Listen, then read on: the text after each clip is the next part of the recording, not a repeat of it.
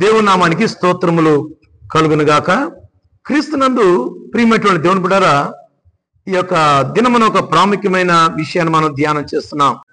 యూదా ఇస్కరియోతు యొక్క జీవితాన్ని మనం కొన్ని విషయాలను మనము ఈ యొక్క ఉదయకాల సమయంలో మనం ధ్యానం చేస్తాం. క్రీస్తునందు ప్రియమైనటువంటి దేవుని బిడ్డలారా, ఈయన యొక్క జీవితం ఇలాంటి స్థితిలో యేసయ్యతో సంచరించి, యేసయ్యతో స్నేహం చేసి, యేసయ్య యొక్క బోధలు విని, యేసయ్య చేసినటువంటి అద్భుతాలు చూసి, చనిపోయినటువంటి లాజరును లేపినటువంటి ఆ పరిస్థితులను చూసి, ఎన్నో ఆశ్చర్యక్రియలు, ఎంతగానో దేవుడు చేసినటువంటి మేలులు ఆయన కళ్ళారు చూసి, ఇటువంటి స్థితిలోనికి ఆయన దిగజారిపోవటానికి గల కారణం ఏంటి? ఈ యొక్క ఉదయకాల సమయంలో ఒక 2-3 విషయాలు మనం ధ్యానం చేయవలసిన ఆవశ్యకత ఉంది. చూడండి, ఇక్కడ ఏమండి, మత్తయి సువార్త 26వ అధ్యాయము మనం జాగ్రత్తగా గమనించినప్పుడు ఏమండి, మనం ఇక్కడ 14వ అధ్యాయం మనం చదవచ్చు. అప్పుడు 12 మందిలో నొకడు ఇస్కరియోతు యూదా ప్రధాన యాజకుల యొద్దకు వెళ్ళి, నేను ఆయనను అప్పగించిన యెడల నాకేమిత్తునని వారిని అడిగెను. అందుకు వారు 30 వెండి నాణ్యములు తూచి వానికి ఇచ్చిరి. క్రీస్తునందు ప్రియమైనటువంటి దేవుని బిడ్డలారా, మొట్టమొదటిగా యూదా ఇస్కరియోతులో కనబడుతున్నటువంటి లక్షణం ఏంటంటే, ఆయన ధనాపేక్షను కలిగినటువంటి వాడిగా కనబడుతున్నాడు.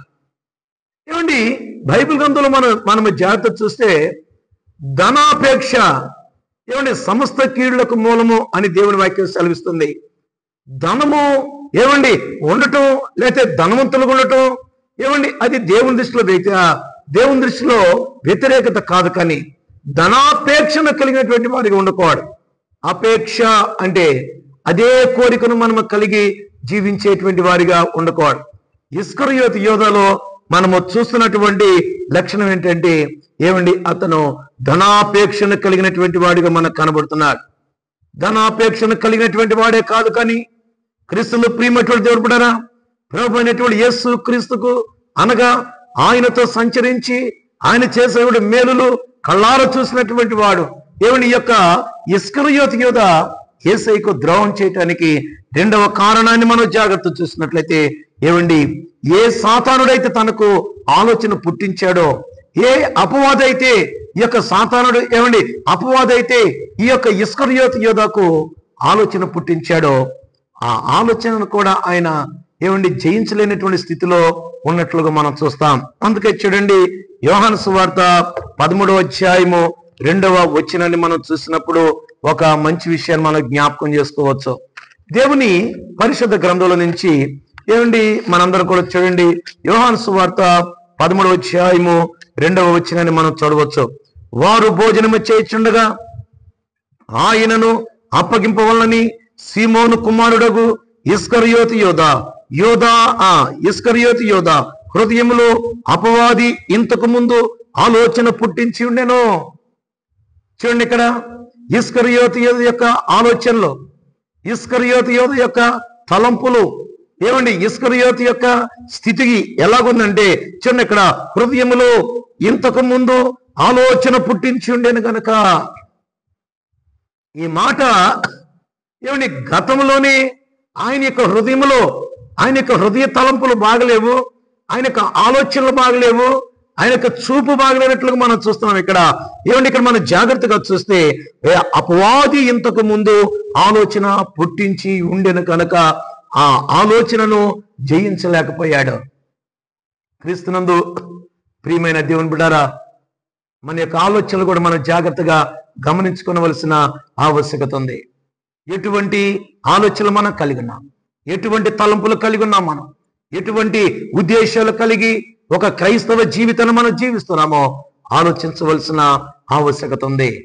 క్రీస్తునందు ప్రియ దేవుని బిడ్డలారా, సాతానుడు పుట్టించేటువంటి ఆలోచనలు, సాతానుడు కలుగు చేసేటువంటి తలంపులు అవి ఏమండి మన నిజ జీవితంలో కూడా అవి మంచివా, అవి చెడా, ఏ మార్గము, ఏ మాటలు, ఏ ప్రవర్తన, మనము ఎటువంటి ఉద్దేశాలు కలిగి ఉన్నామో ఆలోచించి జీవించవలసిన ఆవశ్యకత ఉంది. క్రీస్తునందు ప్రియమైనటువంటి దేవుని బిడ్డలారా, 3వ విషయాన్ని మనం జాగ్రత్త చూస్తే జనరల్ గా మనం చెప్పుకోవచ్చు. యేసయ్యతో ఆయన 3.5 సంవత్సరం స్నేహం చేశాడు, కానీ యేసయ్య మార్గాన్ని, యేసయ్య జీవితాన్ని, యేసయ్య బోధలో ఆయన అర్థం చేసుకోలేకపోయాడు. మన జీవితంలో కూడా ఎంతో కాలం నుంచి మనము దేవుని మందిరానికి వస్తూ ఆయన యొక్క వాక్యాన్ని మనము వింటూ ఉన్నటువంటి స్థితిలో ఉన్నటువంటి వారిగా ఉన్నవేమో, కానీ దేవుడు ఎంతవరకు మనకు అర్థమయ్యాడు, దేవుని వాక్యం ఎంతగా మనకు అర్థమవుతుందో ఆలోచన చేయాలి. అందుకే నేటి కాలంలో ఇస్కరియోతు యోధ సంఘములో ఉన్నాడా అంటే ఇటువంటి లక్షణాలు కలిగినటువంటి వారు సంఘములో ఉన్నారా? నీవు ఇటువంటి స్థితిలో ఉన్నావా? ఈ ఉదయకాల సమయంలో మనలను మనం పరీక్షించుకోవలసిన ఆవశ్యకత ఉందని పరిశుద్ధాత్మ దేవుడు మనకు జ్ఞాపకం చేస్తున్నాడు. ఎందుకంటే దేవుని మాటలు వింటున్నటువంటి మనం, దేవుని వాక్యాన్ని వింటున్నటువంటి మనం ఎప్పుడైతే మన జీవితంలో సరిదిద్దబడతామో, ఎప్పుడైతే మన జీవితంలో వాక్యం చేత శుద్ధి చేయబడతామో, ఎప్పుడైతే పరిశుద్ధాత్మ దేవునితో మాట్లాడుతున్నప్పుడు నీ యొక్క ప్రవర్తన, నీ యొక్క నడవడికను శుద్ధి చేసుకుంటా ఉంటావో, నీ జీవితంలో ఆశీర్వాదకరమైనటువంటి స్థితి, ఆశీర్వాదకరమైనటువంటి జీవితం ప్రారంభమవుతుందనేటువంటి సత్యాన్ని గమనించాలి. అందుకే ఈ ఉదయకాల సమయంలో దేవుడి మాటలో జ్ఞాపకం చేస్తున్నాడు. క్రీస్తునందు ప్రియమైనటువంటి దేవుని బిడ్డలారా, ముఖ్యంగా 26వ అధ్యాయంలో మన జాగ్రత్త చూసినప్పుడు ఆయన నేరుగా ఎక్కడికి వెళ్ళాడంటే ప్రధాన యాజకుల యొద్దకు వెళ్ళాడు. అంటే ఆయన చెడు సాంగత్యము అనగా ఎవరితో స్నేహం చేయాలో, ఎవరితో సాంగత్యం చేయాలో ఆయన మానలేదు. అందుకే బైబిల్ గ్రంథంలో రాయబడింది, దుష్టుల ఆలోచన చొప్పున నడవక, పాపుల మార్గమున నిలవక, అపహాసకులు కూర్చోడు చోటన కూర్చుండక. నువ్వు దీవించబడాలంటే యెహోవా ధర్మశాస్త్రమునందు ఆనందించొచ్చు, దివారాత్రములు దేవుని వాక్యాన్ని ధ్యానించేవాడు ధన్యుడు అని దేవుని వాక్యాన్ని సెలవిస్తాడు. క్రీస్తునందు ప్రియమైనటువంటి దేవుని బిడ్డలారా, అందుకే ఒక ఆశీర్వాదకరమైనటువంటి జీవితాన్ని దేవుడు జ్ఞాపకం చేస్తున్నాడు. ఒక సహవాసం, ఎటువంటి సహవాసంలో నీవు ఉన్నావు దేవుడు జ్ఞాపకం చేస్తున్నాడు. అందుకంటాడండి కీర్తన గ్రంథంలో, అతడు చేయునదంతయు సఫలమగును, అతడు చేయునదంతయు సఫలమగును. ఎప్పుడైతే మన జీవితంలో దేవుని మాటలు విని, దేవుని వాక్యాన్ని విని మనము సరి చేయబడుతూ ఉంటామో, మనము 30దంతులుగా, 60దంతులుగా, 100దంతులుగా దేవుడు మనల్ని దీవిస్తాడు.